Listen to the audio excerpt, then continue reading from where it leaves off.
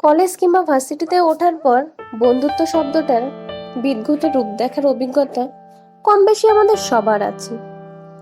School লাইফের পরই বন্ধুত্ব শব্দটার সংজ্ঞা বদলাতে শুরু করে। কলেজ কিংবা ভার্সিটির বন্ধুরা আসে যায়, কিন্তু টিকে থাকে সেই স্কুল লাইফের বন্ধুগুলো।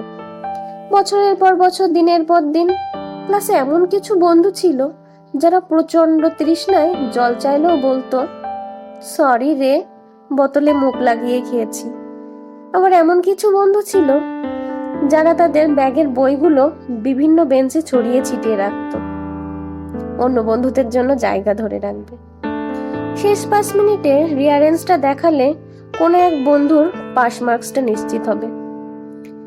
এমন কিছু বন্ধু ছিল যারা দেখাবে বলেও শেষ মিনিটে খাতা জমা দিয়ে গনগন করে হেঁটে যায়। আবার এমন কিছু বন্ধু ছিল যারা নিজেদের ওপর রিস্ক নিয়ে শেষ মিনিট পর্যন্ত বন্ধুর কাছে নিজের এক্সট্রা পেপারটা রেখে দেয়। ভালো খারাপ মিশিয়ে এরাই থেকে যায়। খারাপ সময়ের কথাগুলো শোনার জন্য পাশে এইসব বন্ধুদেরই পায়। ওরাই বোঝে, ওরাই জানে।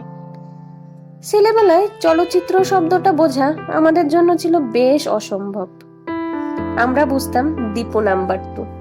দীর্ঘ বিরতির পর কিংবা বিশেষ কোনো দিনে বিটিভিতে দেখাতো দীপু নাম্বার 2। প্রতিবারই আমাদের কাছে নতুন, প্রতিবারই লোমহর্ষক। একই স্কুলে দুইজনের নাম দীপু হওয়াতে নতুন একজনের নামের সামনে বসিয়ে দেওয়া হতো নাম্বার 2, যাতে করে একজন অঙ্ক ভুল করলে অন্যজন মার না খায়। নামকরণের এই সিস্টেমটা দেখে আমরা প্রায় স্কুলে সকলেই দেখে থাকতাম। এক নামে দুইজন থাকলেই আরেকজনের নামের সামনে বসিয়ে দেওয়া হতো নাম্বার 2। আহা, আমাদের সেই নিষ্পাপ শৈশব। ক্লাসে তারিখের মতো আমরা যেসব বন্ধুদের এড়িয়ে চলতাম, একটা সময় পর বুঝতে পারলাম তাদের মধ্যেও রয়েছে অসম্ভব সুন্দর এক জগৎ। কখনো কাছে পাইনি বলে বুঝতে পারিনি। বিপদে আপদে ভদ্রসভ্য বন্ধুদের আগেই এগিয়ে আসে এইসব বন্ধুরাই। নিজের জীবন বাজি রেখে বুক পেতে দেয় এই বন্ধুরাই। কোনো সফিস্টিকেটেড বন্ধু নয়, এই গোলমেলে বন্ধুগুলোই আগে এগিয়ে আসে। দীপু নাম্বার 2 আমাদের সিনেমার পর্দায় নিয়ে যেত ছবির মতো সুন্দর রাঙামাটি। আমি তখন ভাবতাম আমাদের স্কুলটাও যদি এমন পাহাড়ে ঘেরা হতো।